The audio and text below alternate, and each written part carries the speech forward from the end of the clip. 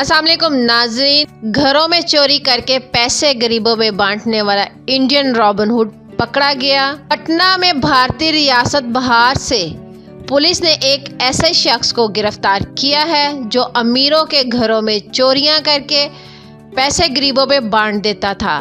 भारतीय मीडिया के मुताबिक मोहम्मद इरफान नामी ये शख्स अपने गैंग के साथ मिलकर इन अमीर घरों में चोरियां करता था जो बंद होते थे। ये अपने गैंग के साथ घर से सिर्फ ज्वेलरी और कैश चुराया करता था। मोहम्मद इरफान ने चोरी के पैसों से महंगी गाड़ियां भी खरीद रखी थी। इसके अलावा वो गरीबों का मसीहा बनने के लिए इनमें चोरी के पैसे बांटा करता था। इसने इलेक्शन लड़ने की तैयारी भी कर रखी थी, लेकिन पुलिस ने इससे पहले ही इसे गिरफ्तार कर लिया।